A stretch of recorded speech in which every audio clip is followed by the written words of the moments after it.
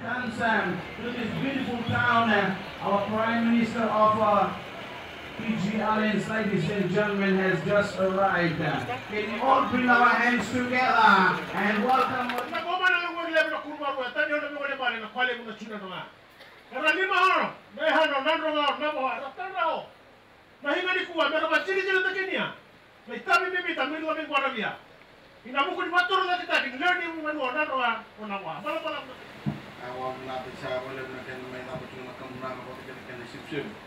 Tidak bisa cikin yang makan itu nang dari sosok. Martabat lagi nang dokam nang manturan.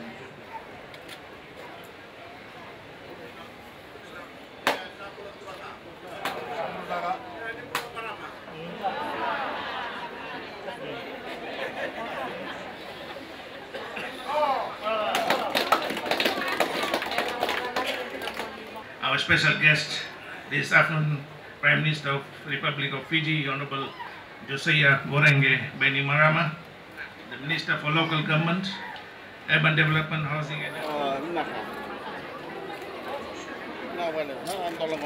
Ladies and gentlemen, can I request you all, please bring your hands together for this wonderful and crowning. But of course, for a better future.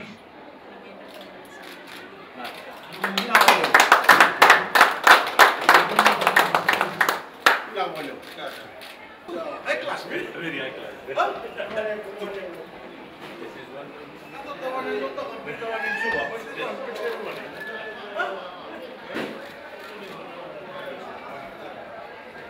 How many people?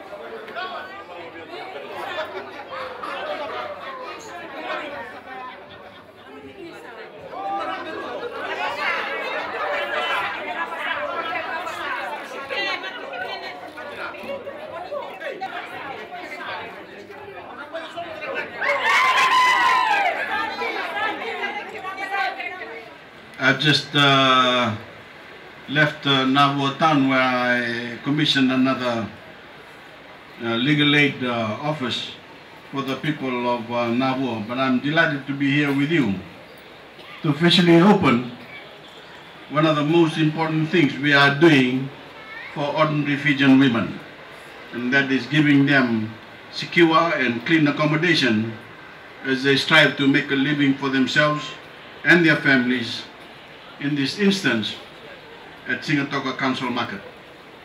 As you know, I've opened similar facilities in other places such as Suva, in Nandi and Lautoka, and now the same benefit comes to the women vendors who come to the Singatoka Market from surrounding areas.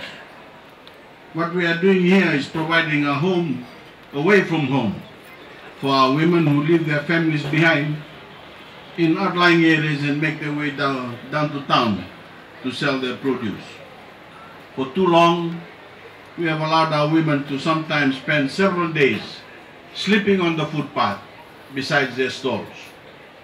They have been vulnerable to thieves and to the weather, and just as bad for them and their families, they have left behind loved ones who worry about whether their mother, their sister or daughter is safe.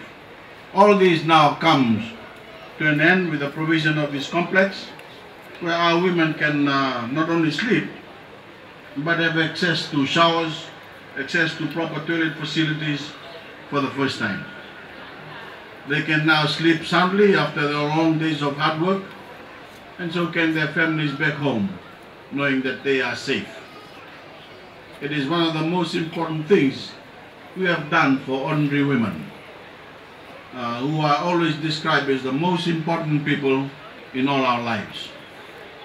And as a Prime Minister, I am very proud that the Fiji First Government has been able to deliver this benefit to you and serve you in the way you deserve.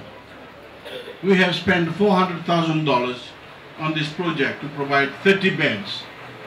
Provide a kitchen area, provide a washing area and the toilets and showers. We are also building a canteen and a training room next to this accommodation to train our vendors on how to improve their individual businesses, manage their earnings, and generally boost their livelihoods. And this, my fellow Fijians, is just the start, because we intend to renovate the whole of the Singotoka market to provide better facilities for every vendor, whether they live in a rural area or in town. I'm told that of the 180 or so vendors, 84 are women. I know that some of you come from up to 75 kilometers away. I assure you that we intend to do everything we can to make your lives easier and more pleasant.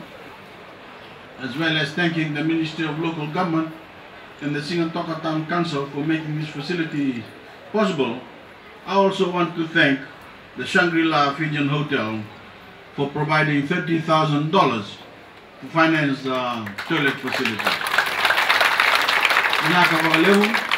Nakapagalevu to you all.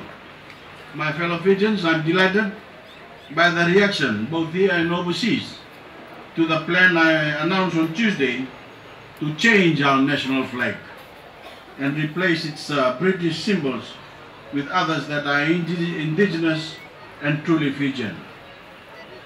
There's been some criticism from those who would prefer the British symbols to our own, but I'm very pleased to see that so many Fijians have their eyes on the future and not on the past. I want every Fijian here today to think very carefully about what symbols they believe represent our nation now, and that will also resonate with future generations of Fijians in the decades and centuries ahead. Through a competition in our schools that we plan to launch before the end of the month, every Fijian young person will be given a chance to put forward their designs. All other Fijians will also be given an opportunity to contribute their ideas. A national panel of citizens established by the government and broadly representatives of all Fijians will then examine those designs and work for the Parliament to make a final selection. At that point, Fijians will be given a say on what designs they prefer, all with a view to hoisting our new flag, a genuinely Fijian flag, not someone else, on the 45th anniversary of our independence from Britain, October the 10th, 2015.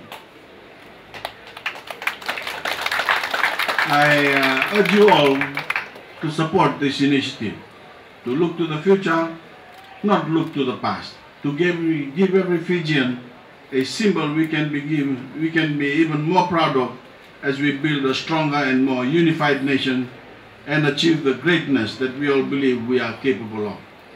The Fijian nation, taller and stronger in the world than ever before. Even within the space of 48 hours, after I made that proposal, the world is recognizing what we are doing. Our plan has made news on 5 continents, from India to China to places like Venezuela and around the globe. It has appeared in the great media outlets in the world, the BBC, the New York Times, the Times of London and Wall Street Journal, which referred in its headline to Fiji, breaking the shackles of colonialism. And it has made news, especially in Australia and New Zealand, whose citizens are also debating replacing their Union flag, the Union Jack, with their own symbols. And in the case of New Zealand, that process is well underway. I want to again stress that Britain remains our friend, and we will always value our historical link to Britain and to the British Crown.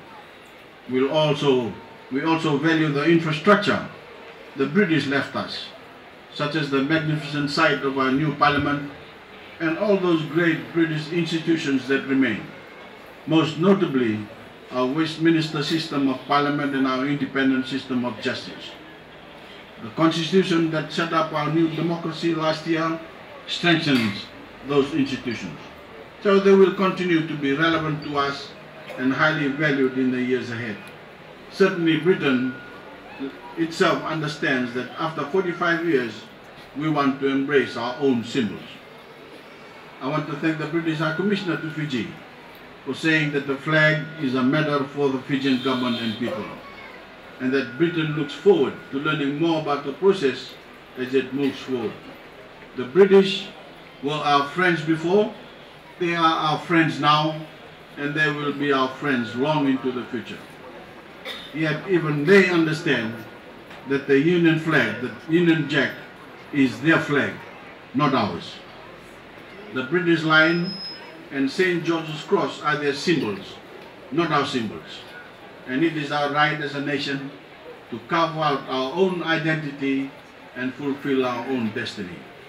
So my fellow Fijians, whether you have access to a computer and a fancy design program, or whether you just have a pen and paper, I urge you all to join our effort to design a symbol that we can all identify with and is instantly recognizable as Fijian the world over. No one with an idea should be afraid to share it. Your design may not be the final design, but your idea might form the basis of a wider design and play an important role in the final outcome. So I say to every Fijian, let your imagination soar. There's a song that says, from little things, big things grow. So think big. Let's get together as a nation and come up with something big, something that will inspire our generation and future generations and fill us with even more patriotism and pride. Proud to be a Fijian, proud to be citizens of a nation with its eyes on the future, not eyes in the past. A nation that is already great, but will be even greater under a new symbol, under a new flag. My fellow Fijians, all this is to come, but now I have great pleasure in declaring the new women's accommodation at the Singatoka Council Market officially open. Vinawole.